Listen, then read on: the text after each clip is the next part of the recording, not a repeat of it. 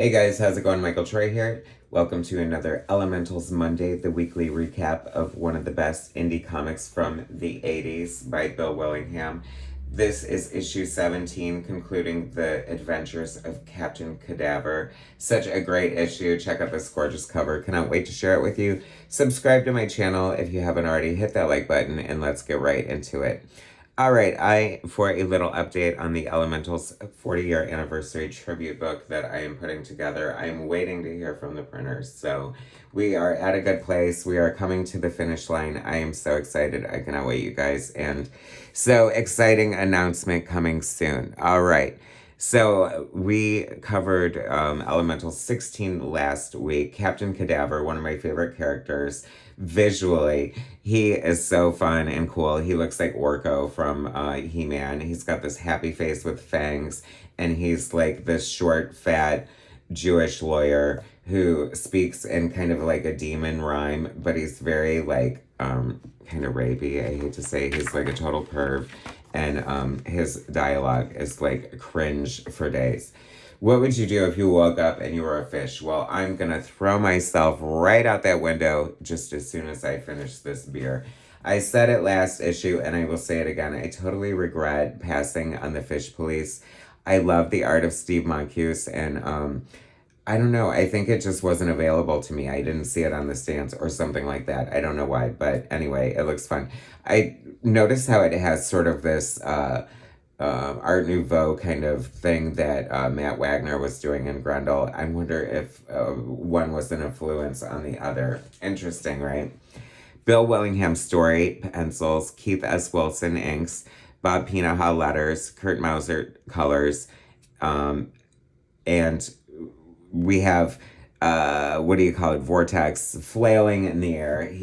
This is so funny because reading this dialogue, I was like, this is when you have to have like your suspension of disbelief.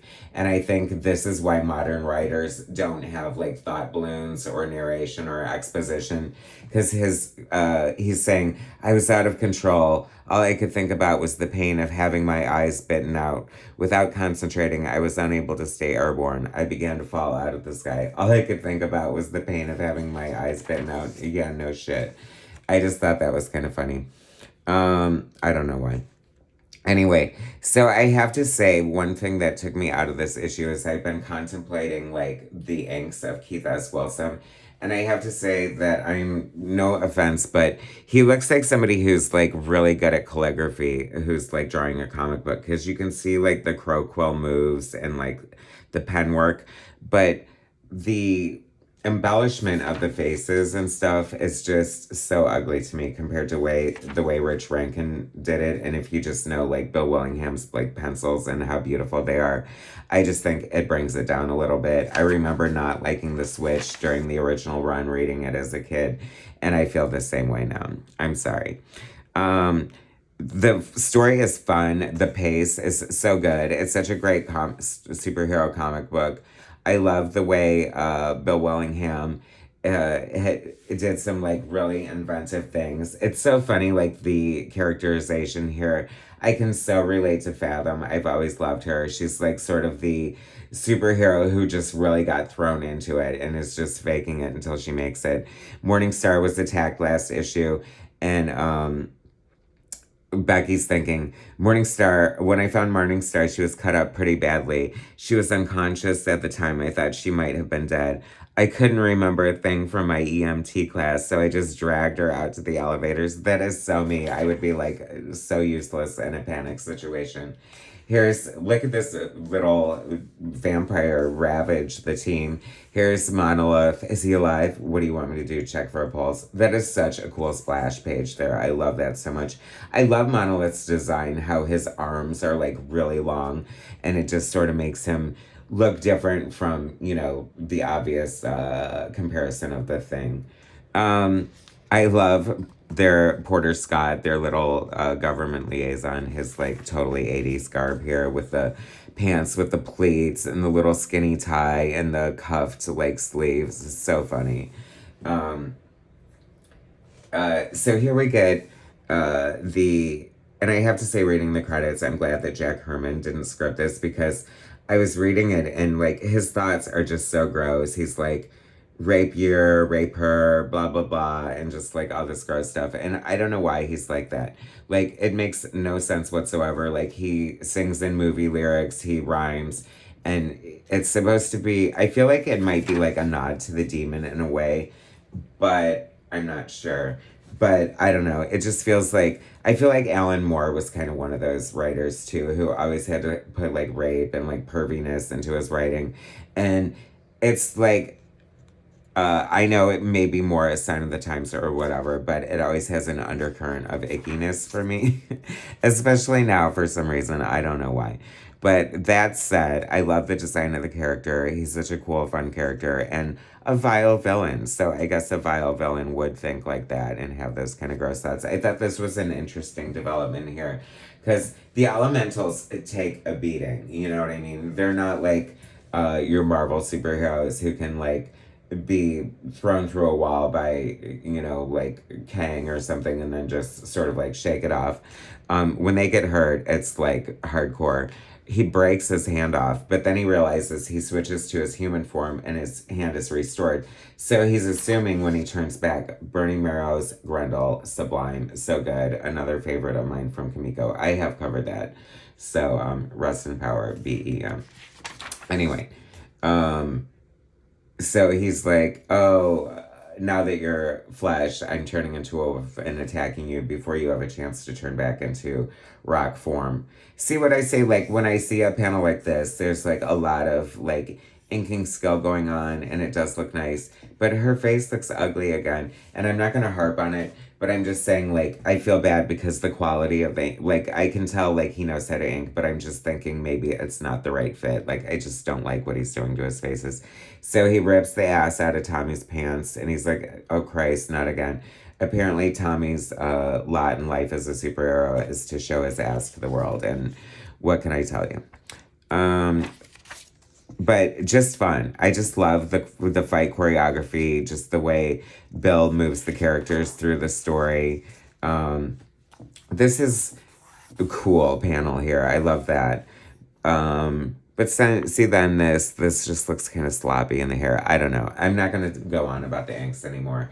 I feel how I feel, and that's it. This is a great panel here with the silhouette of him in wolf form. He's coming to get Becky, and she's kind of under his trance, and she's like, I love how whenever superheroes encounter vampires, like when the X-Men fought Dracula or whatever, it's like everybody knows like how to fight a vampire. Like when Kitty was like, here's a cross, and he's like, you're Jewish, it won't work. And I just like love like elements like that. So she's like, bring it on, bitch. You can't come in unless you're invited, so come on in. And this actually is a really gorgeous page. And see, that's what I'm thinking. Maybe I'm gonna just like give him the benefit of the doubt, and maybe like there was a time schedule happening or something, and maybe he did stop to take time on gorgeous pages like this, and then just kind of had to rush towards the end. But that is the final thing I'm gonna say about the inking. Okay, right there. So she's under his trance after inviting him in, and she's motionless, and he bites her, and water comes out. What a great gag that is. Horrifying panel here. The art on this alone would be worth it, but the story is so good at the same time. It's wildly inventive. I often describe it as like Twin Peaksian kind of superheroes. This is good. Jeff having his eyes bitten out is like... I'm going to fight you anyway. I don't need to see you. I can feel you by reading the air currents in the room. And I love touches like that that writers throw in about their powers. I felt like Chris Claremont did that so well in the X-Men that made it such an enjoyable reading experience.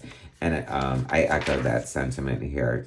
And then Becky is discorporated, but they come back, and don't call it a comeback. Another gorgeous panel, by the way. And the other weakness of vampires, running water, and baby, I've got plenty of that. And that's a great, great Bill Willingham panel right there. I just love his storytelling and his decision to, like, and it's so simple, like 1-2.